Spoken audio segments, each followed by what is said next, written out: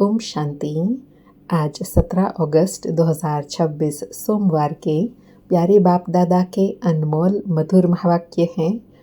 आज की मुरली के सार में ज्ञान सागर बाबा ने ज्ञान सुनाने की विधि बताते कहा कि बाबा जो ज्ञान सुनाते हैं इसको तुम कहानी के रूप में सुनाओ।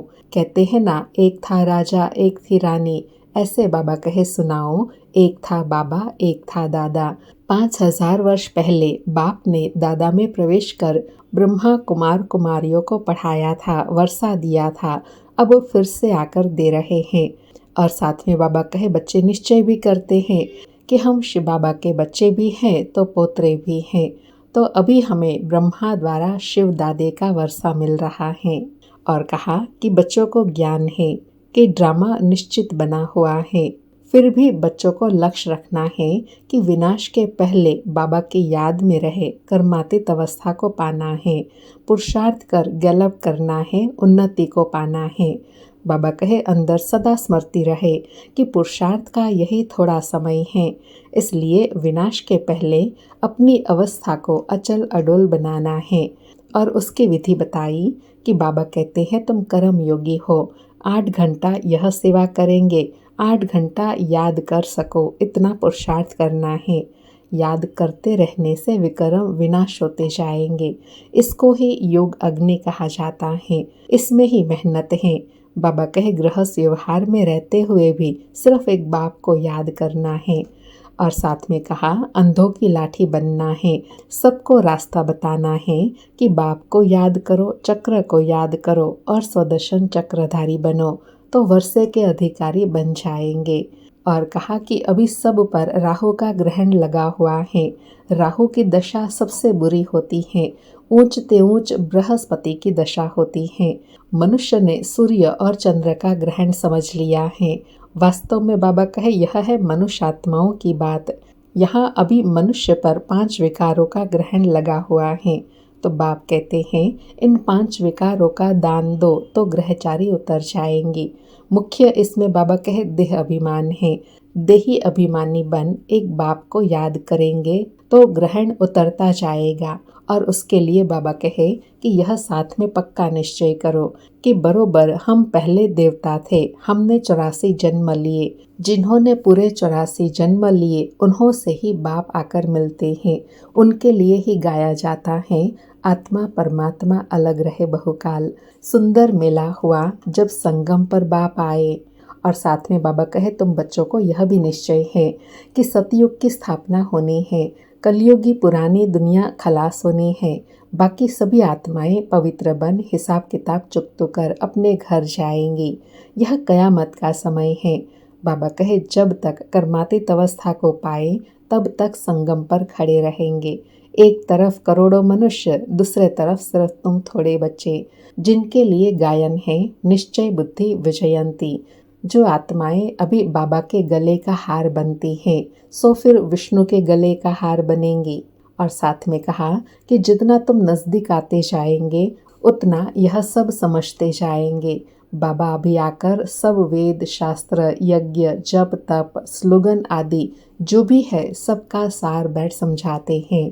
और विशेष कहा कि तुम जब एक्यूरेट संपूर्ण बनने के लायक बनेंगे तो तुमको जास्ती साक्षात्कार होंगे। अभी तो बहुत कुछ समझने का पड़ा है, आगे चल बहुत साक्षात्कार करते रहेंगे। बाबा कहे तुम बच्चे देखते भी हो लड़ाई की तैयारियां हो रही हैं, हर चीज महंगी होती जा रही है। बाबा कहे बहुत बहुत महंगाई होकर फिर एकदम सस्ताई हो जाएंगी। सतयुग में कोई खर्चा आदि नहीं होगा, सब खानियां भरपूर होंगी।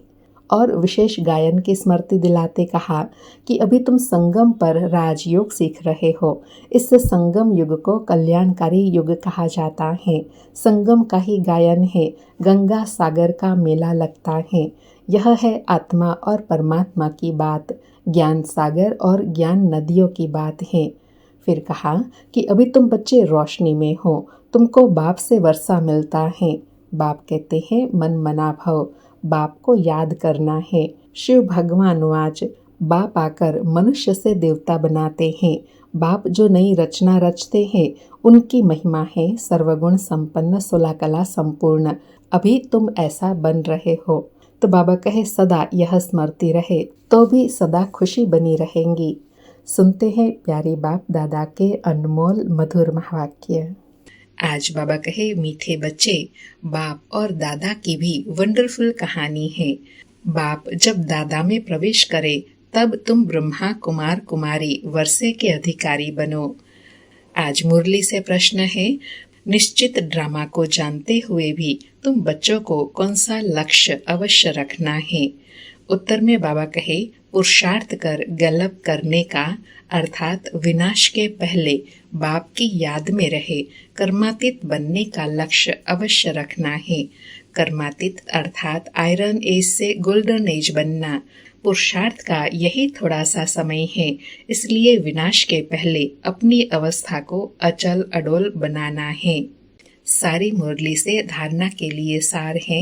पहला पॉइंट, कम से कम 8 घंटा याद में रहने का पुरुषार्थ करना है। अपनी अवस्था अचल अडोल रखने के लिए याद का अभ्यास बढ़ाना है, गफलत नहीं करनी है।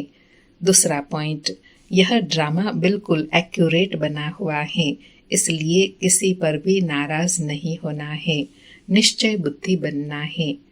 आज प्यारे बाबा का वरदान है, तोड़ना, मोड़ना और जोड़ना, इन तीनों शब्दों की स्मृति द्वारा सदा विजयी भव। तोड़ना, मोड़ना और जोड़ना, इन तीनों शब्दों की स्मृति द्वारा सदा विजयी भव। स्पष्टीकरण है, बाबा कहे सारी पढ़ाई और शिक्षाओं का सार यह 3 शब्द हैं।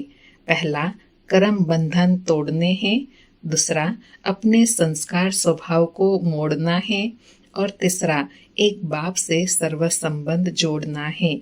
यही 3 शब्द संपूर्ण विजय बना देगा। इसके लिए सदा यह स्मृति रहे कि जो भी इन नैनों से विनाशी चीज देखते हैं वह सब विनाश हुई पड़ी हैं।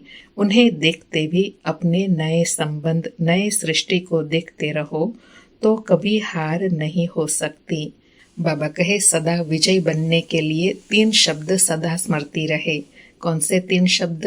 कर्म बंधनों को तोड़ना है, अपने स्वभाव संस्कारों को मोड़ना है और एक बाबा से सर्व संबंध जोड़ने हैं।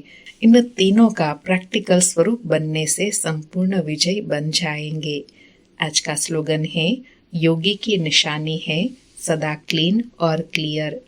आज के अव्यक्त इशारे हैं, अपवित्रता के अंश को भी समाप्त कर संपूर्ण स्वच्छ पवित्र बनो।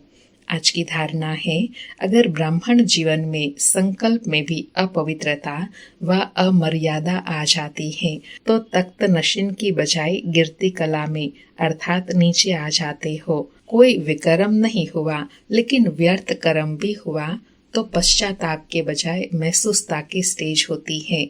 महसूस होता है कि यह रॉन्ग है, नहीं होना चाहिए। यह बात कांटे के समान चुभती रहेंगी, इसलिए इस व्यर्थ से भी मुक्त बनो। अच्छा, ओम शांति। शुक्रिया बाबा, शुक्रिया।